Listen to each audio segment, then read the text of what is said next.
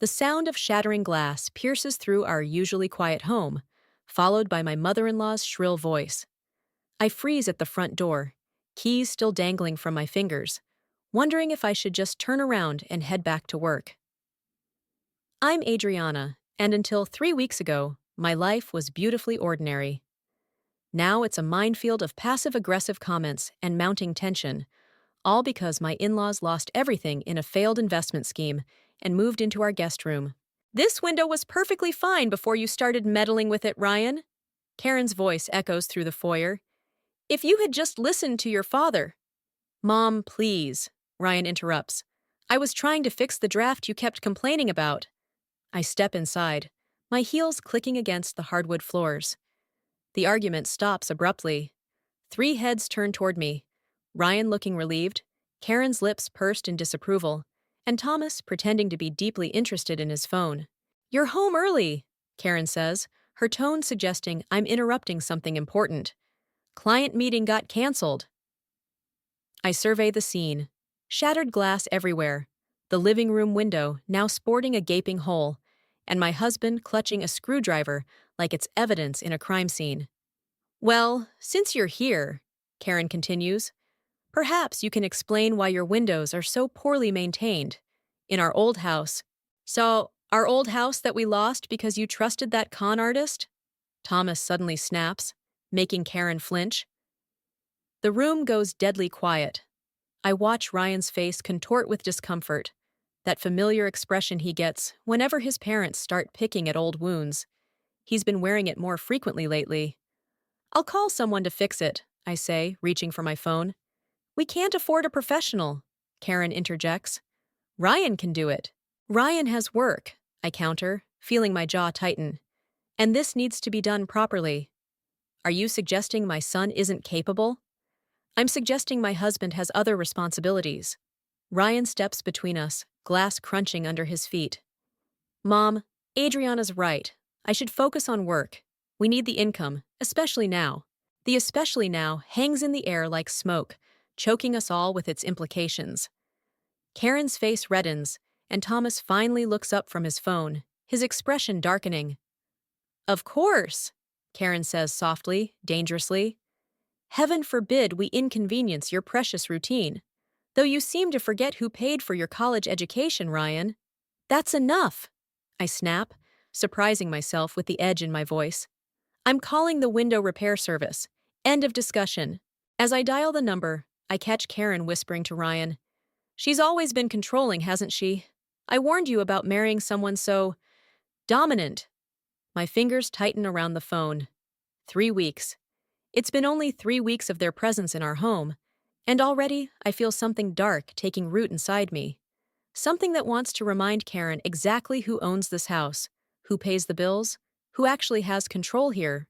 "They can come tomorrow morning," I announce, ending the call. "It'll be $800. "800?" Thomas explodes. "That's highway robbery." "Then maybe next time you'll let professionals handle home repairs instead of breaking our windows," I reply sweetly, watching Karen's face contort with rage. As I head upstairs to change, I hear them resume arguing in harsh whispers. Ryan's footsteps follow me, and I know what's coming.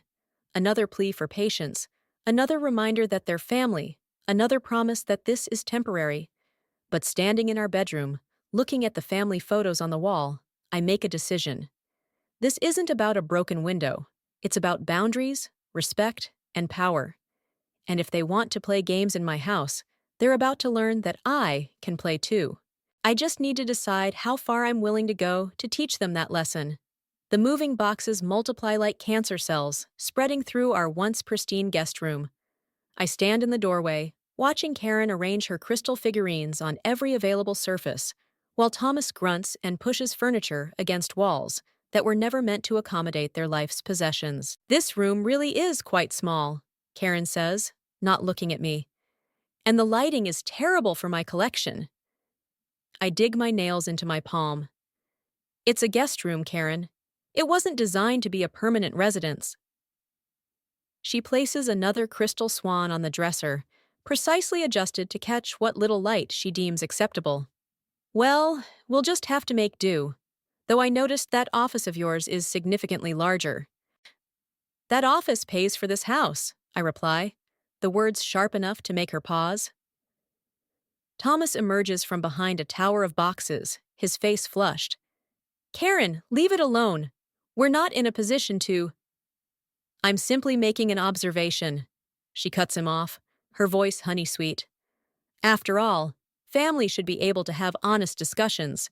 The doorbell rings, saving me from whatever honest discussion she's trying to provoke. I find Lisa on the porch, holding a casserole dish and wearing her concerned neighbor expression. I brought dinner, she says, following me to the kitchen. Figured you could use a break from cooking for an army. I almost laugh at her choice of words. An army would be more organized, more disciplined. This is more like hosting a guerrilla insurgency. How bad is it? She whispers, helping me gather plates. Before I can answer, Karen appears in the doorway. Oh, Lisa, how thoughtful. Though Adriana knows I'm on a restricted diet. All those carbs. She sighs dramatically. But don't worry, dear. I can make do with a small portion. Lisa shoots me a look that screams, now I get it, as Karen bustles around the kitchen, rearranging things to her liking.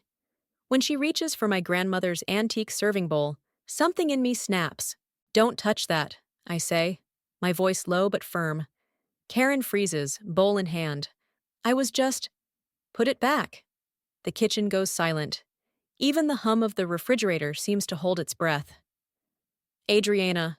Ryan's voice comes from behind me, gentle but warning. I hadn't heard him come in. Karen sets the bowl down with exaggerated care. I see I'm not welcome in this kitchen. My own son's kitchen. Her eyes water on cue. I'll just go help your father, Ryan, though my back has been giving me such trouble. Ryan moves to follow her, but I grab his arm. Don't. She's trying, Adriana. Trying to what? Take over our home? Criticize everything I do? Make me feel like an intruder in my own house? They lost everything, he reminds me, as if I could forget. As if they'd let me forget. And now they're trying to take everything from us instead. Lisa clears her throat. I should probably go. No, I say, perhaps too forcefully. Stay, please. We eat in uncomfortable silence, broken only by Karen's occasional sighs and Thomas's gruff attempts at small talk.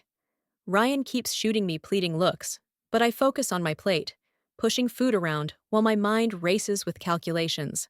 The mortgage payment is due next week, the property taxes the week after, and now we're feeding 4 instead of 2, heating rooms that used to stay closed, using utilities at twice the rate. I wonder if Karen and Thomas have even considered these things, or if they're too wrapped up in their own losses to see what they're doing to us. After dinner, I find Karen in the guest room, holding a framed photo from their old house. For a moment, she looks smaller, older, and I almost feel sorry for her. Then she speaks. You know, Ryan always wanted a bigger house, like the one we had. But I suppose with your modest income, this was all you could manage. The pity evaporates. I step into the room, close enough to make her look up. Let me be very clear, Karen. This is my house. You're here because we're being kind, not because you have any right to be. Remember that. I turn to leave, but her voice stops me. You really have no idea what family means, do you? No, Karen, I say without turning around. I know exactly what it means, and soon you're going to learn too. I close the door on her response, already planning my next move. If she wants to play the family card, fine. I think it's time to call Ryan's grandmother Evelyn. She's always had such interesting stories about Karen's past. The bank statement sits heavy in my hands, its numbers burning into my retinas like acid. I've checked it 3 times now, but the truth doesn't change. Someone has been making unauthorized transfers from our retirement account. Small amounts at first, growing bolder over the past month. The dates line up perfectly with Karen and Thomas's arrival. My phone buzzes, a text from Lisa. Coffee? You sound stressed. I ignore it, scrolling through the transaction history again.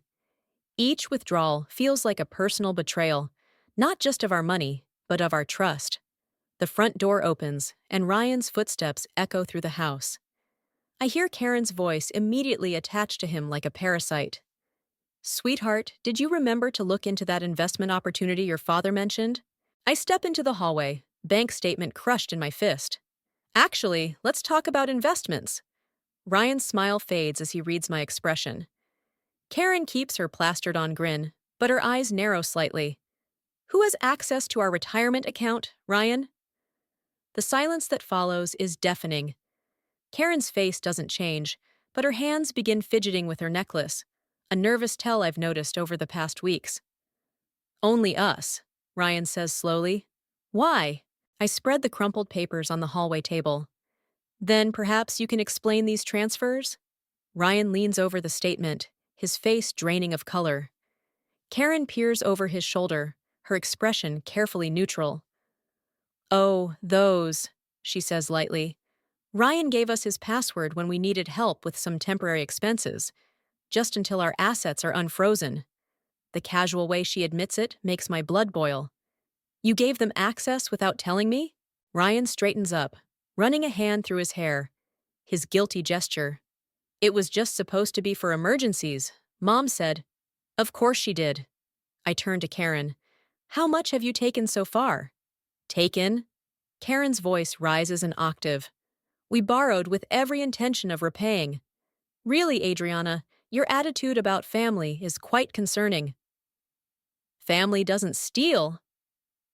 Steal? Thomas appears from the guest room, his face thunderous. Watch your accusations, young lady. Or what? I step closer to him. You'll lose our money too, like you lost yours? That's enough. Ryan moves between us. Mom, Dad, we need to talk about this. These withdrawals have to stop. But sweetheart, Karen's eyes well up with tears. We have nowhere else to turn. After everything we've done for you. Everything you've done?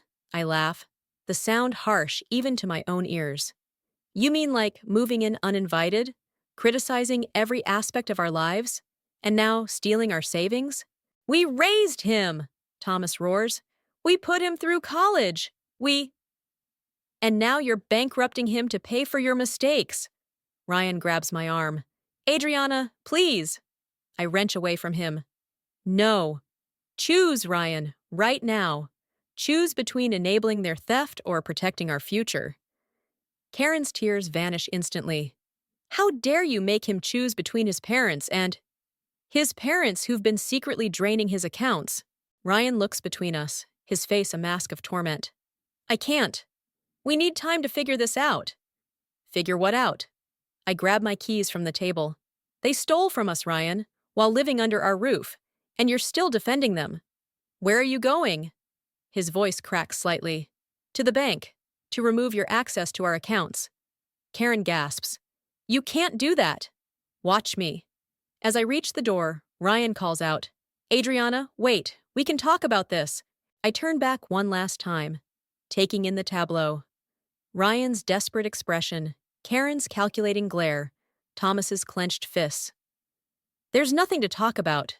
You made your choice the moment you gave them that password. The door slams behind me with satisfying force. In my car, my hands shake as I dial Lisa's number. Remember that coffee you offered? Make it something stronger. As I pull out of the driveway, I catch a glimpse of Karen in the window, already whispering in Ryan's ear. Fine. If they want to play family politics, I know someone who wrote the book on it. Time to pay grandmother Evelyn a visit. Let's see how Karen handles her past coming back to haunt her. Lisa pours another glass of wine as I finish telling her about the bank visit. So you really did it? Locked him out completely? Had to. The wine burns going down, but not enough to dull the ache in my chest. You should have seen the banker's face when I showed her the unauthorized transfers. My phone buzzes again. The 15th call from Ryan in 2 hours. I silence it without looking. Have you talked to Evelyn yet? Lisa asks, refilling my glass. Before I can answer, a sharp knock at her front door makes us both jump. Through the window, I spot Thomas's hulking figure on the porch. Don't answer it, I whisper, but Lisa's already moving. Thomas barges in the moment the door cracks open. We need to talk, Adriana, now. Nothing to talk about. I stay seated, gripping my wine glass like a weapon. Ryan's a mess. Karen's beside herself. Is this what you wanted? What I wanted! The laugh that escapes me sounds foreign, almost hysterical. What I wanted was not to have my in-laws steal from me while living under my roof. We lost everything! His voice cracks, and for the first time, I see real fear in his eyes. Our house, our savings, our reputation, all gone, because I trusted the wrong person. Do you have any idea what that's like? And now you're doing the same thing to us. He slumps against the wall, suddenly looking every bit his age. There are things you don't understand. Things we haven't told Ryan. Like what? The investment scheme. It wasn't just our money we lost. He pulls out his phone, hands shaking as he shows me an email. We borrowed from some people. Bad people. They're getting impatient. The threat in the email makes my blood run cold. No wonder they've been so desperate for cash. Does Ryan know about this? Thomas shakes his head. Karen won't let me tell him. Says it would destroy him to know how far we've fallen. But stealing from him is better? We're protecting him. You're destroying him. I stand up, wine sloshing over the rim of my glass. And you're destroying us in the process. My phone buzzes again, this time with a text from Ryan. Please come home. We need to talk. Thomas sees the message, and something in his expression shifts. Karen's right. You never understood family loyalty. Loyalty? I step closer, lowering my voice. You want to talk about loyalty? Then tell Ryan the truth. All of it. Or I will. You wouldn't dare. Try me. I grab my purse, heading for the door. You have until tomorrow morning. If you do this, Thomas calls after me, there's no going back. Karen will never forgive you. I pause in the doorway. Maybe that's exactly what I'm counting on. Outside, the night air hits me like a slap. Lisa follows me to my car. What are you going to do? First, I'm going to see Evelyn. Then, I start the engine, feeling strangely calm. Then I'm going to burn Karen's perfect family facade to the ground. Adriana. Lisa hesitates. Just be careful. Revenge has a way of hurting everyone involved. I think of Ryan's text, of Thomas's fear, of Karen's manipulations. Sometimes that's exactly what needs to happen. Driving away, I catch Thomas in my rearview mirror, already on his phone. No doubt warning Karen. Let him. I've spent weeks playing defense in my own home, watching them chip away at my marriage, my security, my peace. No more. My phone rings again. Ryan. This time I answer, but say nothing. Adriana? His voice sounds rough, desperate. Please come home. Mom's talking about leaving. Dad's acting strange. Everything's falling apart. Good, I say softly. Let it fall. I hang up before he can respond and dial another number. It rings twice before a familiar voice answers. Grandmother Evelyn? We need to talk about Karen. Yes, it's time. Tell me everything. Evelyn's living room feels like stepping into another era, all antique furniture and faded photographs. She sets down her teacup with deliberate precision, her eyes sharp despite her age.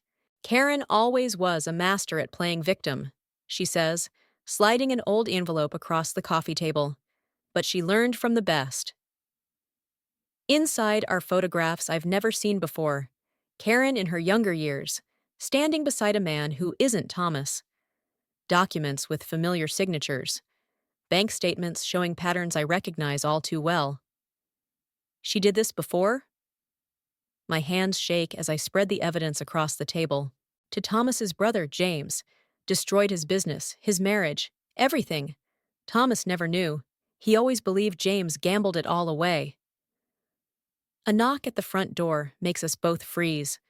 Through the window, I spot Ryan's car in the driveway. Perfect timing, Evelyn murmurs, rising slowly. I called him. You what? She opens the door before I can stop her. Ryan steps in, looking exhausted and angry until he spots me. Then his face just looks hurt. Grandmother? He glances between us. What's going on? Sit down, dear. Evelyn's voice carries an authority that brooks no argument. There are things about your mother you need to know. If this is about the money, Ryan starts. It's about patterns, I cut in, spreading the photos across the table. Look familiar? His face pales as he pieces it together. That's Uncle James. But Mom said he abandoned the family? Gambled everything away? Evelyn's laugh is bitter. Karen's quite good at rewriting history. Ryan picks up a photo, his hands trembling slightly. Why are you showing me this? Because they're doing it again, I say softly. To us. To you. Did you know they borrowed money from loan sharks? I continue when he doesn't respond. That's why they've been so desperate for cash. They're not just stealing from us. They're putting us in danger. Ryan stands abruptly, pacing the room. This is insane. Mom wouldn't.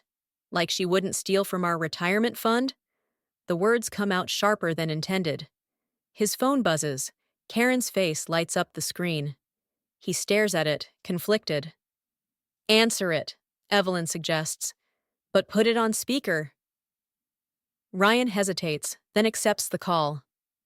Mom? Ryan, thank goodness! Karen's voice fills the room, frantic. You need to come home right now.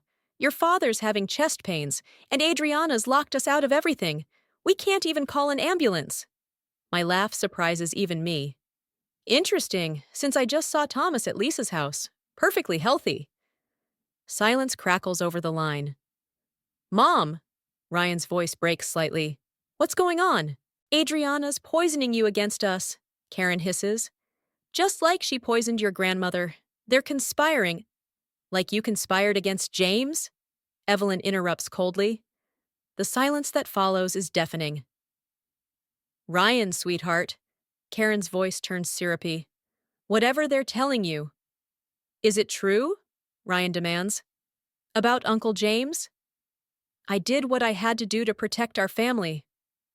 By destroying his? Everything I've ever done has been for you. Ryan ends the call, his hands shaking. He turns to me, eyes haunted. What do we do now? Before I can answer, my phone chimes with a text from Lisa. Thomas just left. He was making calls about selling something big. Said it was his last chance. We end this, I say, gathering the evidence. Tonight. How? Ryan asks. Evelyn touches my arm gently. Remember, dear, revenge is a poison that affects everyone who touches it. Sometimes poison is exactly what's needed. I reply, watching Ryan's face harden with resolution. To cut out what's killing you. As we leave Evelyn's house, another text comes through, from an unknown number. Payment due, tomorrow, or everyone pays. I show it to Ryan, watching the last of his doubts crumble. Ready? I ask. He takes my hand, squeezing it tight. Let's finish this. Behind us, Evelyn watches from her window, her expression unreadable. I wonder if she sees herself in me, or if she's remembering her own battles with Karen. Either way, there's no turning back now. The war's about to go from cold to nuclear. The house feels like a powder keg when Ryan and I return. Karen and Thomas are waiting in the living room, their faces set in matching masks of righteous indignation. The envelope of evidence weighs heavy in my hands. Finally decided to come home? Karen's voice drips with false concern. We were worried sick. No more games, Mom. Ryan's voice is steady, but I feel his hand trembling against mine. We know everything. Know what, exactly? Thomas stands, his bulk casting a shadow across the room. That your wife's turned you against us? That she's poisoned? I slam the envelope onto the coffee table. Photos and documents spill out like accusations. About Uncle James, about the loan sharks, about all of it. Karen's face doesn't change, but her fingers twitch, that telltale nervous gesture. Ancient history, lies and misunderstandings. Like the misunderstanding with our retirement account? I step closer. Or the misunderstanding about Thomas's chest pains? We did what we had to do, Thomas growls. You have no idea what it's like to lose everything. Because of your own choices, Ryan explodes. And now you're dragging us down with you. A sharp knock at the door freezes us all. Through the window, I spot two men in dark suits. My blood runs cold as Thomas's face drains of color. "Who are they?" Ryan demands. "Nobody," Thomas says quickly. Too quickly. Karen moves toward the door, but I block her path. "The loan sharks. Is that who you brought into our home?" "We can explain," she starts, but the knocking becomes pounding. "Open up, Thomas. Time's up." Ryan grabs his phone, but Karen snatches it away. "Don't you dare call the police. This is family business." "Family?" I laugh, the sound bordering on hysteria. "You call this family?" The back door crashes open. The men enter like shadows, all business suits and barely concealed threats. The taller one smiles, all teeth and no warmth. "Thomas, Karen, time to settle up." "We just need a little more time," Thomas pleads, suddenly looking old and broken. "Time's not what we're here for." The man's eyes scan the room, landing on Ryan. "Though maybe your son would like to help with the debt?" "Don't you dare!" I step in front of Ryan, but Karen moves faster. Yes, he'll help. He has access to funds." "No." Ryan's voice cuts through the room like steel. "I won't." "You ungrateful." Thomas starts forward, but the second man blocks his path. "Tick-tock," he says softly. "Our boss isn't known for patience." I watch Karen's face, seeing the wheels turn behind her eyes. She's going to do it. She's going to sacrifice her own son to save herself. "Ryan has a trust fund," she blurts out. "From his grandfather. He never told anyone, but I found the papers." The world seems to tilt. Ryan stares at his mother in horror. "That was for my children's education." "We're your parents." "Not anymore." The words fall like stones in the silence. The men exchange glances. "Family drama's not our concern. Payment tonight, or things get unpleasant." They leave as quietly as they came, but their presence lingers like smoke. Karen immediately turns to Ryan, reaching for him. "Sweetheart, please. We can fix this." "Fix it?" His laugh sounds like breaking glass. "Like you fixed Uncle James's life? Or our retirement account? Or my trust fund? Everything I did was for you." "No." I step between them. "Everything you did was for yourself. And now you've lost it all anyway." Karen's face twists into something ugly. "You think you've won? You think exposing old secrets makes you powerful?" She pulls out her phone. "Let's see how powerful you feel when Ryan learns what his perfect wife has been hiding." My heart stops as she pulls up an email, one I'd written to Lisa months ago, detailing thoughts of leaving Ryan during a rough patch. Words written in anger and frustration, never sent, but saved in drafts. "Where did you really should change your passwords more often, dear." Ryan's face goes blank as he reads. The silence stretches like a chasm between us. "Now who's the manipulator?" Karen's smile is victorious. I reach for Ryan, but he steps back. In his eyes, I see every doubt, every fear, every whispered poison Karen has planted taking root. The loan sharks want payment tonight. Karen has turned my own words against me. And Ryan, the one person I was fighting for, looks at me like I'm a stranger. Sometimes, when you're fighting monsters, you don't realize you're becoming one yourself. The loan sharks give us until midnight.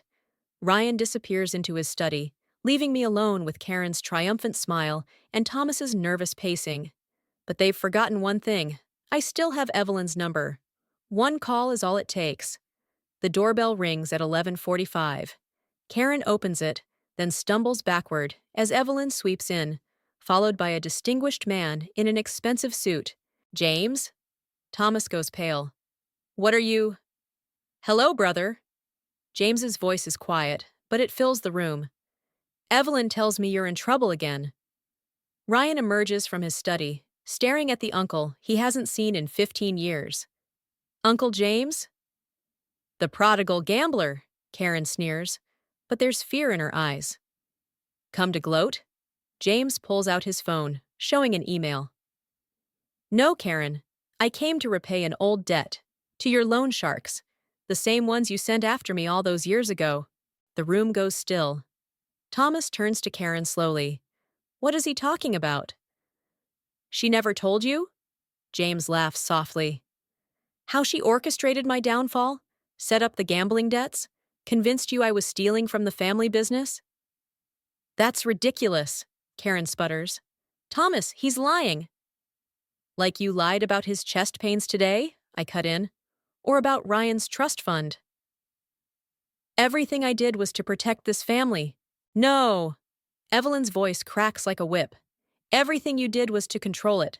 Just like your mother tried to control me. The loan sharks return at midnight sharp. James handles the transaction quietly, efficiently. When it's done, he turns to his brother. The debt's cleared, but there's a cost. Thomas nods slowly, finally understanding. Karen? She backs away, looking for allies, but finds none. Ryan stands beside me now, his earlier doubts replaced by cold certainty. The email she used to manipulate him lies forgotten. Just words written in a moment of weakness, nothing compared to years of calculated destruction. It's over, Ryan says quietly. Get out. You can't mean that. Karen's voice breaks. We're your parents. Parents don't destroy their children to save themselves. He takes my hand. Get out of our house. Thomas! Her voice rises, desperate. Tell them! Tell them I did it all for us. But Thomas just looks tired. No, Karen, you did it all for you. And now I need to find my brother. The transformation is instant. Karen's mask of maternal concern shatters, revealing something ugly beneath. You're all ungrateful. I gave everything. You took everything, James corrects. And now you have nothing. She lunges for her phone, probably to call another flying monkey from her network of enablers. But Evelyn moves faster, snatching it away. Enough, Karen. It's time to reap what you've sown. Thomas gathers their essential belongings while Karen rages, threatens, pleads. When James offers them temporary shelter, separate rooms, separate lives, Thomas accepts quietly. Karen has no choice but to follow, her carefully constructed world crumbling around her. As they leave, Ryan stops his father at the door. Dad? Thomas turns, looking ancient in the porch light. I'm sorry, Ryan says softly, for not seeing it sooner. No. Thomas glances at Karen, already in James's car. I'm sorry for seeing it and choosing to stay blind anyway. After they're gone, Evelyn touches my cheek gently. You did well, dear. But remember, victory and vindication aren't always the same thing. She leaves with James, leaving Ryan and me alone in our reclaimed home. The silence feels different now. Cleaner somehow, but heavy with consequence. That email, I start, but Ryan shakes his head. We all have moments of doubt. The difference is what we choose to do with them. He looks around our living room, at the spaces where Karen's crystal figurines once stood. They chose to destroy. We chose to protect. And now we rebuild. He pulls me close. But first, we change all our passwords. I laugh, but it catches in my throat. We've won, but victory tastes bittersweet. Karen and Thomas's destruction was their own doing, yet I played my part in orchestrating their downfall. The satisfaction I expected feels hollow, tempered by the knowledge that revenge, even justified, leaves its own kind of damage. But as Ryan holds me, I realize some things need to break completely before they can heal properly. Sometimes the most loving thing you can do is let the poison bleed out, even if it stains your hands in the process. The crystal swan sits in a cardboard box, wrapped in newspaper, the last remnant of Karen's presence in our home. I've been avoiding it for days, unsure whether to trash it or return it. Keep it, Evelyn says from my doorway, making me jump. She enters without waiting for an invitation, settling into my kitchen chair like it's her throne. As a reminder. Of what? How revenge tastes. Of how easily we become what we fight against.